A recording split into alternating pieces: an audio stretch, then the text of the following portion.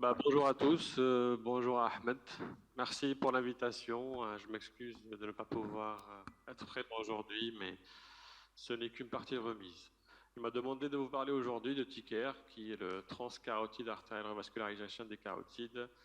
J'aurais aimé qu'il me parle de présenter les chirurgies, mais bon, l'endovasculaire oblige. Donc voilà, je déclare de n'avoir aucun conflit d'intérêt. Je commence par un petit rappel historique pour dire que la chirurgie carotidienne et la revascularisation, c'est une chirurgie très ancienne. Les premières vascularisations datent de 1950. Après, il y avait plusieurs études qui ont évalué cela. Les premiers essais remontent en 1970, mais elles n'étaient pas concluantes. Après, en 1991, c'était les grosses études randomisées, le NACET, le CST, et sur cela se base tout le raisonnement des revascularisations carotidiennes, traitement médical. Après, il y a l'avènement de l'endovasculaire qui a incité à développer d'autres études qui ont été faites.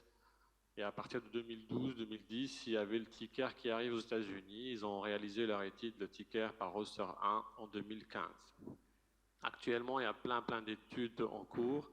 Il y a le CREST-2 qui est en cours et les résultats, on les a dans 2026 qui comparent toutes les différentes techniques, TICAR, stenting carotidien, entérectomie via traitement médical.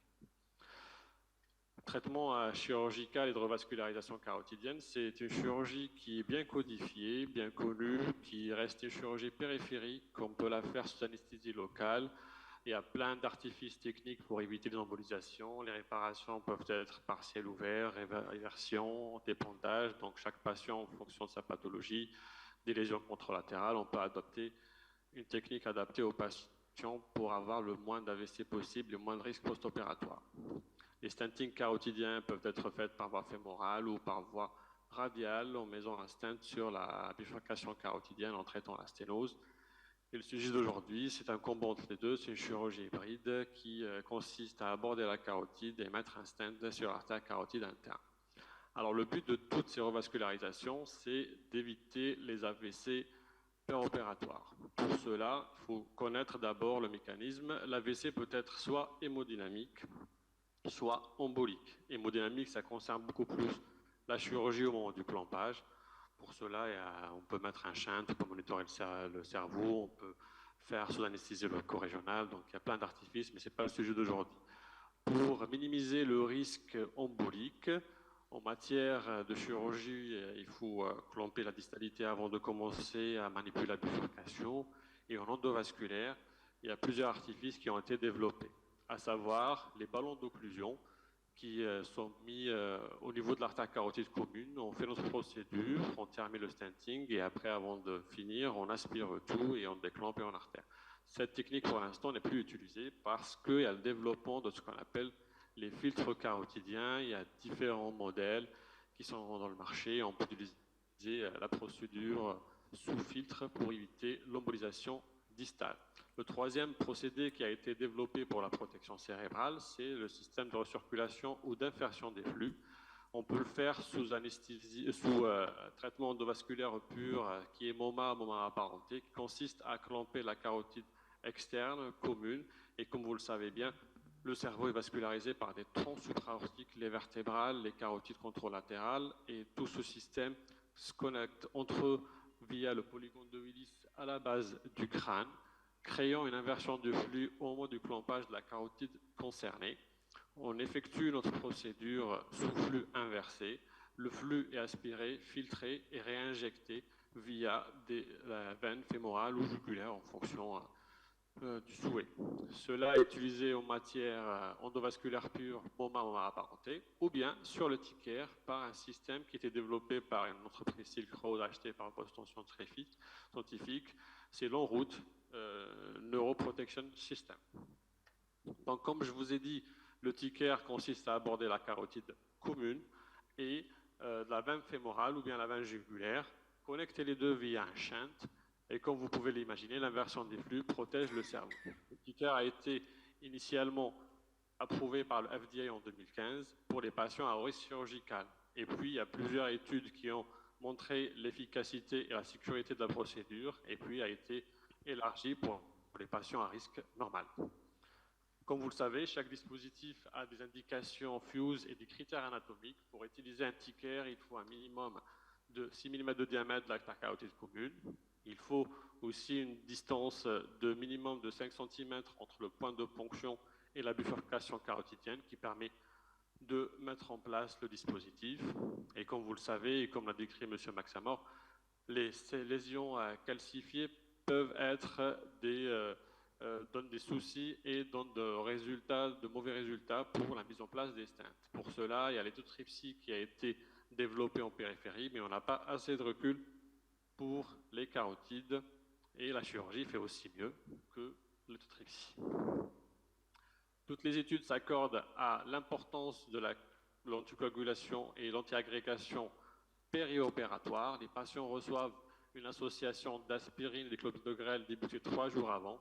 Et si cela n'a pas été fait, il faut donner une dose de charge et cela conditionne les résultats post-opératoires. Il faut hépariner son unité kilo, son protaminé à la fin. Et le traitement est conduit par la suite par l'HBPM 48 heures après, une donnée de clopidogrel 1 mois après, l'aspirine indéfiniment. L'injection d'atropine à dose de 1 mg. Il y en a qui l'utilisent de façon systématique, il y en a de façon élective. Pourquoi? Parce que la bifurcation, elle est pourvue de système barorécepteur et lorsqu'on commence à ballonner, on peut faire des spasmes, faire des bradycardies. Pour cela, l'atropine est très importante. La statine aussi est très importante de manière optimale, supérieure à 5 jours avant le ticker.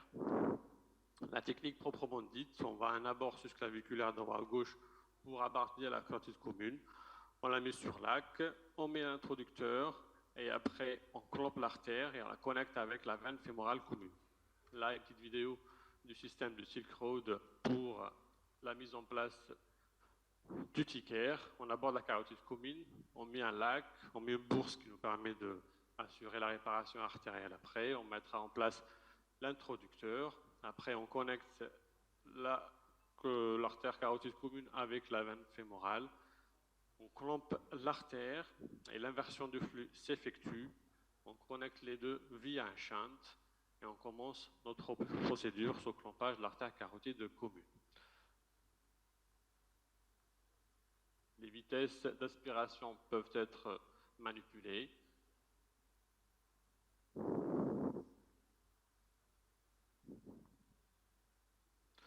La procédure, elle est conseillée de préparer toujours la lésion sténose de la carotidienne avant la mise en place du stent et éviter de stenter après pour éviter l'effet presse-purée du ballon après le stent. On aspire tout et on contrôle à la fin. Ça a une image de sténose avant la mise en place et après le résultat après. Il n'y a aucune étude randomisée n'a évalué le ticker, mais des registres ont été rapportés, à savoir, comme je vous ai dit, le roster 1 et le roster 2, qui montrent un taux de réussite technique de 97%. C'est une étude qui est prospective, mais ouverte à un seul bras. Elle est multicentrique, destinée à des patients à haut risque. Tous les patients ont fait l'objet d'évaluations neurologiques indépendantes avant, dans les 24 heures et dans les 30 jours suivant le ticker. Le taux de succès de la procédure sans AVC d'IDM était de 96%. On note une diminution statistiquement significative des nouvelles lésions ischémiques, 13 contre 33% du stenting fémoral. Cela vraiment est dû au fait des grosses pathologies comme cela avec de risques emboliques. Le SVS a comparé le ticker avec le stenting carotidien. Ils ont observé qu'il y a 2 fois plus d'AVC et d'AVC-DC pour le stenting fémoral que le ticker. Et là, on comprend par moins de manipulation de la crosse. Il y a des études systématiques évaluant des études observationnelles qui a rapporté un taux faible d'AVC, d'IDM et de DC du ticker par rapport au stenting. Il faut noter aussi qu'une méta-analyse, il y a des risques de dissection carotidienne après ticker qui a été évalué à 2%.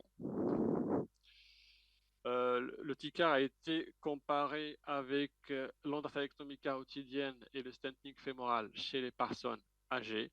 On ne note pas de différence significative par rapport aux événements neurologiques par rapport à l'endartérectomie carotidienne. Par contre, on note moins de lésions des nerfs crâniennes en cas de ticker par rapport à la chirurgie, ce qui est logique parce qu'on fait juste un millier à bord de la carotide commune, contrairement à l'endartérectomie. Et on note aussi la réduction importante d'AVC et de DC en cas de TICAR par rapport au stenting fémoral, et ça est sûrement lié au fait que chez les personnes âgées, automatiquement, on a des crosses qui sont beaucoup plus pathologiques que les sujets jeunes.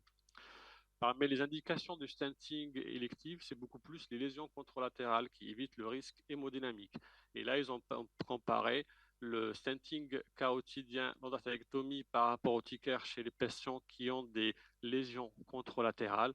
Et on note qu'il y a une réduction importante de presque moitié en cas d'endartérectomie et presque les résultats sont similaires aussi avec une réduction importante pour les décès et les AVC en cas de stenting fémoral. Ils ont aussi revu le résultat pendant 7 ans de cette chirurgie par rapport à l'endartérectomie, le TICAR et le stenting fémoral. Et ils ont noté qu'il est préférable d'utiliser le TICAR en endartérectomie que le stenting, car il y a moins de risques d'AVC et de décès. Le TICAR et l'endartérectomie carotidienne sont accompagnés d'un risque d'infarctus du myocarde et des lésions des nerfs crâniennes. Et il faut aussi ne pas oublier que le stenting fémoral est une option qui reste souhaitable chez les patients qui ont des coups hostiles ou des critères anatomiques qui ne sont pas adaptables. Voilà par exemple l'écho hostile. On voit ici une œsophagostomie qui contre-indique tout d'abord et c'est infectieux. Il y a des coups radiques qui sont difficilement abordables et on risque de faire beaucoup plus de dégâts. En endartérectomie carotidienne, le TICAR a été évalué en cas de rosténose après chirurgie. On note le bon résultat de TICAR par rapport au stenting et de la chirurgie rédux. Le TICAR est déjà bien implanté aux États-Unis. Il progresse doucement en Europe. Pour l'instant, en France, on n'a pas de remboursement pour le TICAR. Il y a peu de centres qui le font. Il y a des études qui sont en cours. On attend le résultat prochainement, dans le 2025. Et l'usage est croissant chez les patients polymorbides et les patients âgés.